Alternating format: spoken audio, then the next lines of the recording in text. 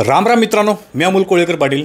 आत्ताच्या घडीची सगळ्यात मोठी आणि ब्रेकिंग बातमी अशी आहे की भारत पाकिस्तान यांच्यामध्ये जे टेन्शन सुरू होतं, वॉर तर म्हणू शकत नव्हतं आपण, ते ऑपरेशन सिंदूर होतं. आणि ऑपरेशन सिंदूरला पाकिस्तानकडून जे प्रत्युत्तर दिलं जात होतं त्याचं काउंटर करत होतो आपण. हे काय वॉर वगैरे काय नव्हतं, परंतु हे सगळं ऑपरेशन सुरू होतं. या गोष्टीला सीज फायर करण्यात आलेलं आहे दोन्ही देशाकडून, अशी घोषणा भारताचे फॉरेन सेक्रेटरी आहे जे आपले विक्रम मिश्री यांनी प्रेस कॉन्फरन्सद्वारे सांगितलं. आणि त्यांनी जास्त कुठल्या गोष्टीचं माहिती न देता किंवा मीडियाशी चर्चा न करता त्यांनी आले आणि ही माहिती सांगितली. त्या अगोदर काय घडलं मी तुम्हाला सांगतो. अमेरिकेचे राष्ट्राध्यक्ष डोनाल्ड ट्रम्प आणि त्यांचे जे मला वाटते फॉरेन सेक्रेटरी आहेत की कोणतरी आहे तिकडचे, त्यांनी ऑलरेडी ट्विटरवरून ही माहिती दिलेली की आमचं भारत आणि पाकिस्तान या दोन्ही देशांसोबत बोलणं सुरू झालेलं आहे, चर्चा सुरू झालेली आहे आणि दोन्ही देश सीज फायर करायसाठी तयार झालेला आहे आणि दोन्ही देशाचं अभिनंदन. आता सीज फायर कधी होतं? युद्धाच्या वेळेला सीज फायर होतं. ऑपरेशन जर ही युद्धच नव्हतं तर सीज फायरचा संबंध काय आला? दुसरी गोष्ट, ज्या वेळेला भारत बोलत होता की काश्मीरच्या मुद्द्यावरती तिसऱ्या व्यक्तींनी कुणीही मध्ये पडायचं नाही आणि बोलायचं नाही, मग अशा वेळेला भारत आणि पाकिस्तानमध्ये टेन्शन सुरू असताना अमेरिकेने मध्यस्थता करून या दोन्ही देशांचा मुद्दा मिटवणं किंवा दोन्ही देशामध्ये विराम करणं, युद्ध तर आपण म्हणू शकत नाही पण त्याला 2 मिनिटासाठी म्हणून चालू, युद्धविराम करणं, भारताने याच्यामधून सिद्ध काय केलं? खूप प्रश्नांची उत्तरं बाकी आहेत मिळायची. अजून जास्त प्रश्न पडायला लागलेत प्रत्येक भारतीयाला, कारण आपल्याला सगळ्याला माहिती आहे की 22 एप्रिलला भारताच्या जे आपले टुरिस्ट होते, या टुरिस्टवरती कायर आतंकवाद्यांनी हिंदू लोकांना धर्म विचारून 26 लोकांचा जीव घेतला. त्याचं उत्तर देण्यासाठी भारताने 15 दिवसांचा वेळ घेतला. 15 दिवसानंतर त्यांनी ऑपरेशन सिंदूर लॉन्च केलं आणि पाकिस्तानमधल्या 9 टेररिस्ट कॅम्पवरती हल्ला चढवला आणि तिथले आतंकवादी मारून टाकले. त्याचं उत्तर म्हणून नंतर 2 दिवसांनी पाकिस्ताननी सीज फायरचं व्हायोलेशन करून पूंछमध्ये मोठ्या प्रमाणामध्ये गोळीबार केला आणि तिकडून मॉर्टरने म्हणजे तोफांच्या गोळ्यांनी आपल्या पूंछ सेक्टरला मोठ्या प्रमाणामध्ये नुकसान पोहोचवलं. त्या पूंछ घटनेमध्ये माहिती समोर येते की 19 लोकांचा मृत्यू झाला. त्याच्यामध्ये इंडियन आर्मीचे 1-2 जवान आहेत, 4-5 मुलं आहेत, लहान महिला आहेत आणि बाकीचे आजूबाजूचे लोक आहेत. त्याचं उत्तर म्हणून भारताने तर नाही, भारतीय मीडियानी, मेन स्ट्रीम मीडियावरती युद्ध केलं. फक्त मीडियावरती, ऑन पेपरला तर तसं काय झालं नाही, ग्राउंडला मीडियावरती युद्ध केले की कराचीमध्ये हल्ला झाला, इस्लामाबादमध्ये असं झालं, तसं झालं. दुसऱ्या दिवशी भारत सरकारने सगळ्या गोष्टी मीडियाच्या डिनाय केल्या आणि सांगितलं असं कुठल्याही प्रकारचं काय झालं नाही. पण त्या दिवशी भारताने काल रात्री भारताने पाकिस्तानच्या काही एअरपोर्टचे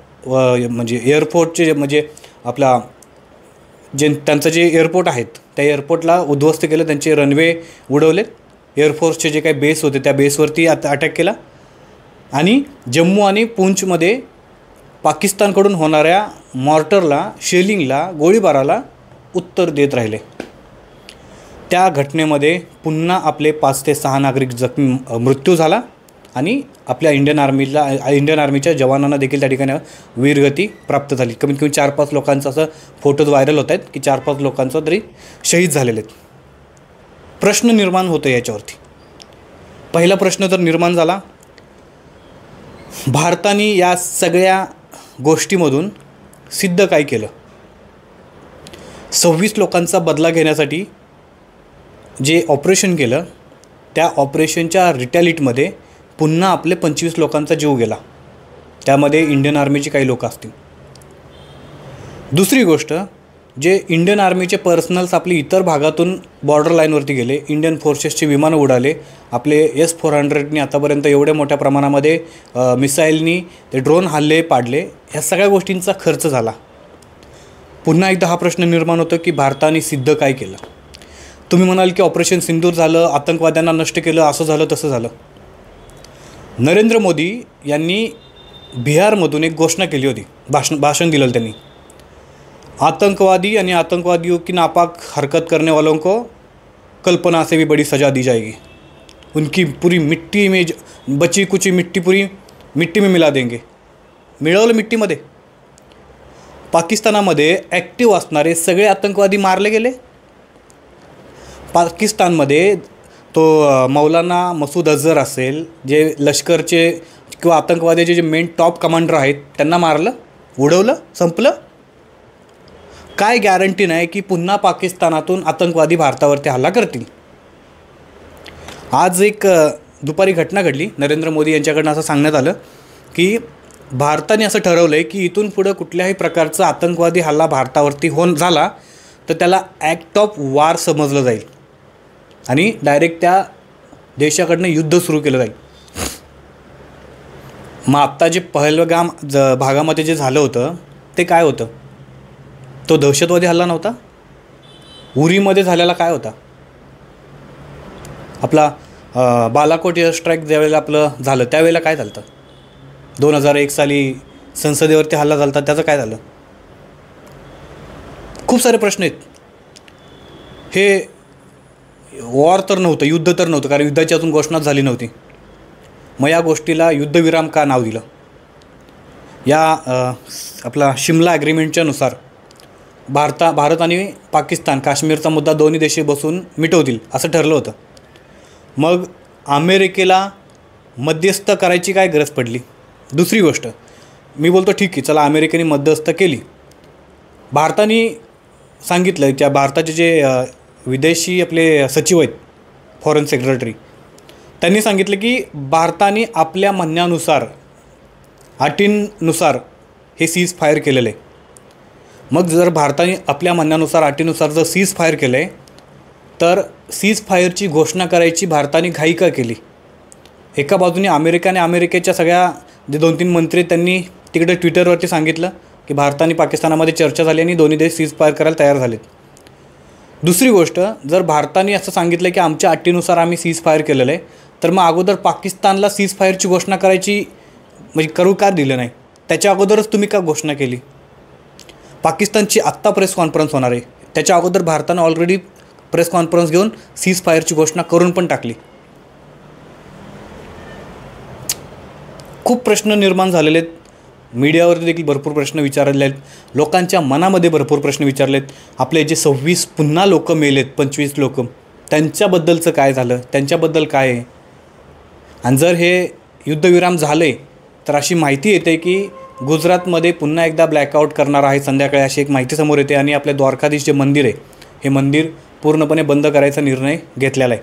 जर युद्धविराम झाले तर मग हे काय? खूप साऱ्या प्रश्नांची उत्तरं मिळायची बाकी होती, परंतु फॉरेन सेक्रेटरी जे आहेत आपले, त्यांनी काही कुठल्याही प्रकारच्या प्रश्नांचं उत्तर दिलं नाही. त्यांनी फक्त आले, युद्धविरामाची घोषणा केली आणि ते निघून गेले. कदाचित त्या गोष्टीचं पुन्हा उत्तर मिळेल. आणखी एक महत्त्वाची गोष्ट तुम्हाला सांगायची की 12 तारखेला दोन्ही देशांचे प्रतिनिधी, पाकिस्तान आणि भारत, या दोन्ही देशांचे प्रतिनिधी बसून चर्चा करणार आहे त्या मुद्द्यांवरती. तोपर्यंत हे सीज फायर थांबवण्यात आलेले, त्याच्यानंतर पुढची चर्चा पुढे होईल असं देखील एका बाजूने आहे. तुमच्या देखील मनामध्ये हे प्रश्न पडलेत की जर हे युद्धच नव्हतं तर ह्याला युद्धविराम का दिलं? दुसरी गोष्ट, नरेंद्र मोदी यांनी सांगितलेलं की आतंकवाद्यांना पूर्ण आम्ही मातीमध्ये गाडून टाकू. अजूनपर्यंत पाकिस्तानामध्ये भरपूर आतंकवादी आहेत. भारताने ॲक्शन काय केली? काहीच नाही केली. जे ऑपरेशन केलं त्या ऑपरेशननंतर पाकिस्तानकडून जे उत्तर येत होतं त्याला फक्त भारताने काउंटर केलं.